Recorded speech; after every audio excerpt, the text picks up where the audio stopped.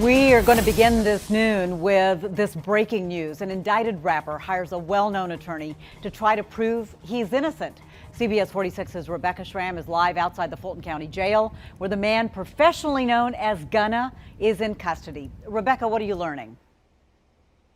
Gervier, I have learned that Gunna has hired longtime criminal defense attorney Don Samuel. I've reached out to him for a comment. In the meantime, there's a hearing going on right now in a small courtroom inside the Fulton County Jail for Gunna and some of the other defendants. The judge is making sure the defendants understand the charges they face. This arrest overnight makes two well-known rap stars currently in custody here at the jail facing very serious charges. This is things that I said that I was gonna do when I got on and I got in a position to do it. So I just gotta follow that and stand on it. That was Atlanta-based rapper Gunna back in September when he opened a new grocery and clothing store inside his old school, McNair Middle in College Park. Free items for students in need. His message then to students? Stay in school, stay motivated. When you go through something, learn from the situation and keep going. And always pray to God, keep God first. 8 months later, Gunna, whose real name is Sergio Giovanni Kitchens, is in the Fulton County Jail, charged with conspiring to violate Georgia's criminal racketeering law. It's part of Fulton County District Attorney Fonnie Willis's sweeping indictment targeting violent street gangs. The biggest name in that 28-person indictment, Grammy-winning rap artist Young Thug. It does not matter what your notoriety is, what your fame is. If you come to Fulton County, Georgia, and you commit crimes, and certainly if those crimes are in furtherance of a street gang, that you are going to become a target and a focus of this district attorney's office. According to the indictment, Young Thug, whose real name is Jeffrey Williams, is a founding member of the YSL gang, which prosecutors say is tied to a number of violent crimes, including murder, attempted murder, armed robbery, and drug offenses. Just looking at Young Thug's newest charges, it appears that when he was arrested for racketeering, authorities found guns in his home and enough drugs to charge him with intent to distribute. Now, Young Thug has hired well-known defense attorney Brian Steele, who says he will prove that his client is innocent. If found guilty on these racketeering charges, both rappers could be looking at many years in prison.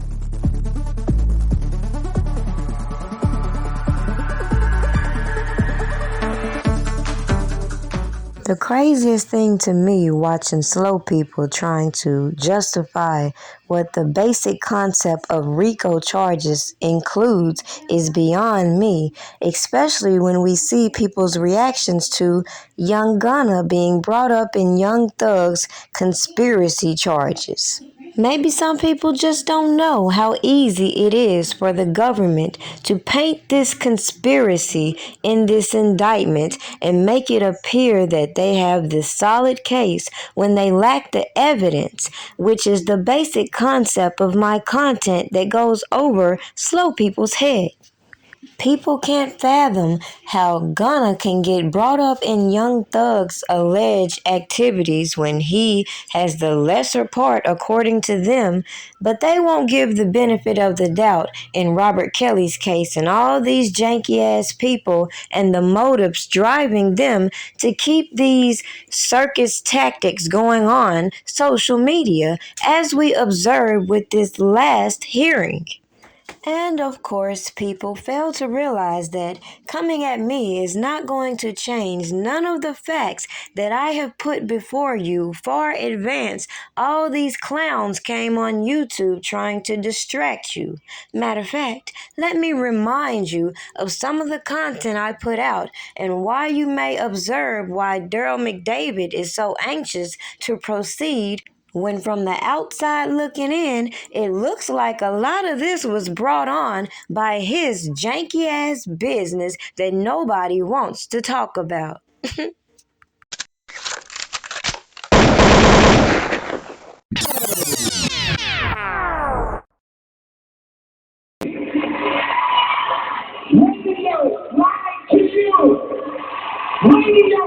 Have some of you all realized that when it comes to the things we're seeing play out on the YouTube streets, we're seeing exactly the type of things and behaviors that led R. Kelly to his current situation.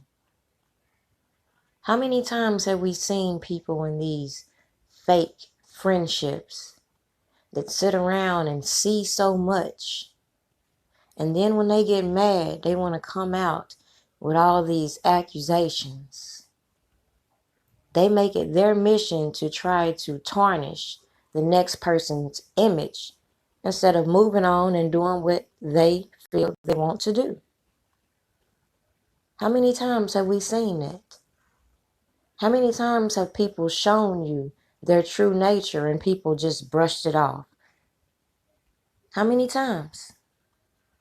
We see the same cycle over and over and over. Fortunate about me, I don't care about none of the cliques. I don't care who personally doesn't like me. But I just want y'all to pay attention to this very thing that I'm speaking on, because this next topic will just prove what I'm saying. Check this out. So if you haven't already, make sure you go back and check out my video, The Missing Links in the Case Against R. Kelly, in which I give a little more context to this video as far as these two people, Keith Muriel and Chuck Freeman. You remember Keith, the person Lisa Van Allen said she gave this tape to. Another person that is somewhat mentioned in this new case against R. Kelly.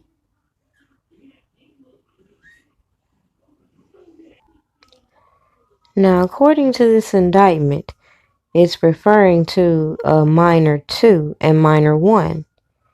And minor 1 would be the alleged victim from the first trial, and minor 2 would be Lisa Van Allen.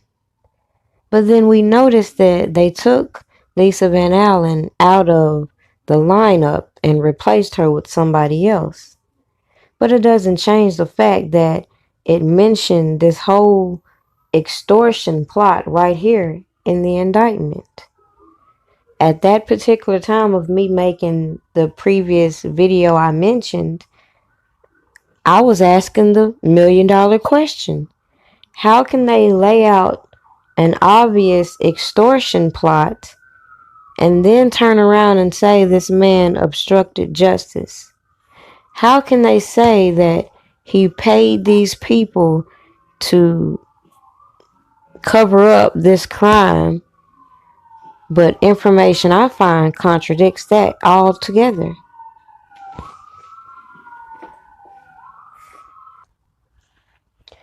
You got all these people that are supposed to be involved in this alleged plot. And according to what Van Allen said in the first trial, she stated that Keith Muriel received $100,000 each. She also says that on their first trip to Chicago, they only received $20,000 because Keith flunked a lie detector test. Apparently, he made a copy. And this was all handled through Daryl McDavid. I find it interesting that if you do a little digging, you will come to find that Charles Freeman ended up suing R. Kelly for not paying for his tape. According to Freeman, he was hired to be an investigator for this. However, something just don't sit right. If that is the case, how could Lisa Van Allen say that she called R. Kelly to get the tape back? So why would R. Kelly need to enlist in this guy who's not even a private investigator, who just takes on this role because he's obviously in cahoots with the guy Lisa Van Allen gave the tape to?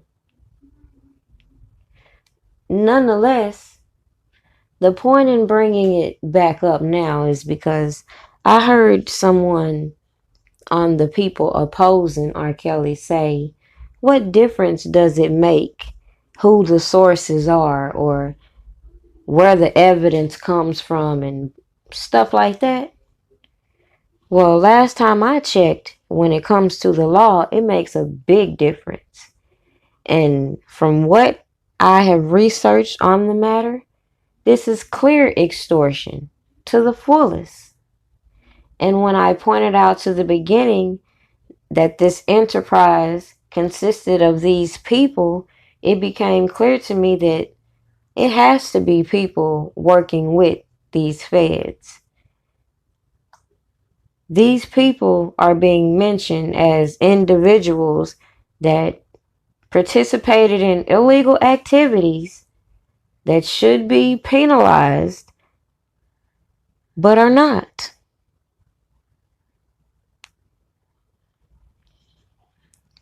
From what I'm reading, according to the indictments currently, it alleges to have 4 videos, all of the same individual from the first trial, allegedly. At the same time, you got this person involved with this whole extortion attempt suing because he didn't get his money for this alleged child porn. You got Lisa Van Allen saying she got paid this. So that sets the stage of saying there was some bribery.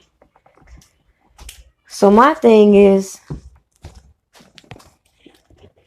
you got news reporters reporting on it. You got all these people admitting to this crime. How is it going to be substantiated to say that this man obstructed justice with these same allegations? Lisa Van Allen tells us she took a tape that she was on. Her fiance at the time tells us he makes sure she's not on the tape. That doesn't raise red flags as to, well, how did you get her off the tape? Or who else was involved with it really? It doesn't spark people how, if you look at Lisa Van Allen and Rashona Landfair, the alleged victim they claim it to be, they look very similar.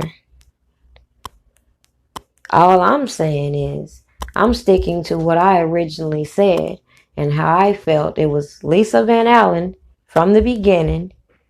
She concocted this scheme with others to reach back out to R. Kelly to get this payment for this tape.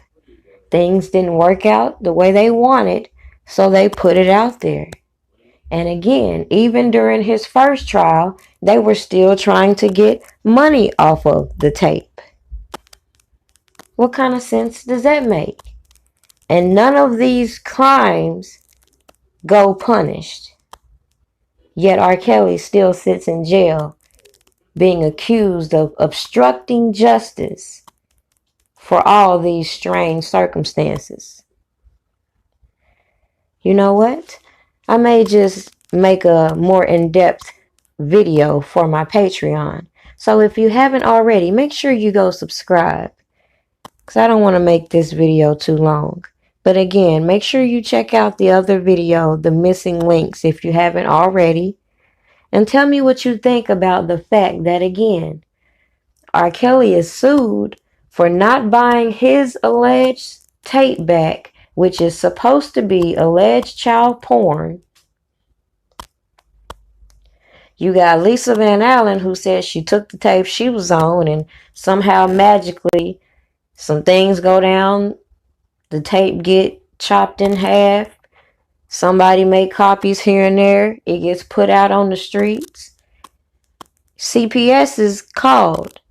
And if anybody knows about CPS, when they have allegations of sexual abuse and things like that, they're going to check to ensure that this child has not been tampered with, right or wrong.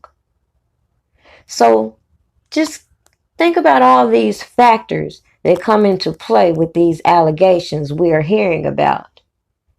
What do you think about them saying he obstructed justice? Meanwhile, these people were the one coming to him trying to force payment for his alleged tape. Doesn't the Constitution protect you if something is in your home? How can they use that as admissible evidence? All these questions come into play when it comes to people asking, what does it matter who the sources are? It very well matters when it's a criminal case. Because at the end of the day, it seemed like to me, a lot of these tapes they claim to have don't seem like they'll stand up, just like in the first trial. That was filled with all sorts of video noise where you couldn't identify, in my opinion, anybody. That's my view of the tape.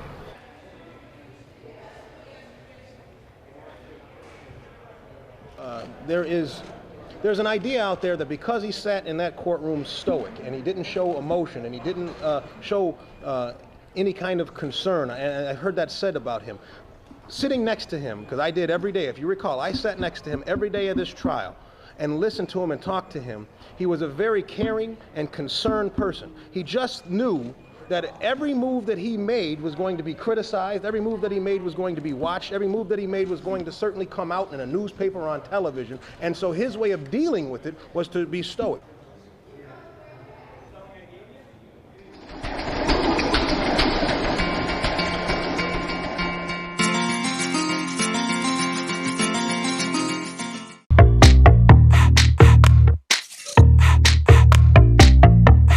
Something good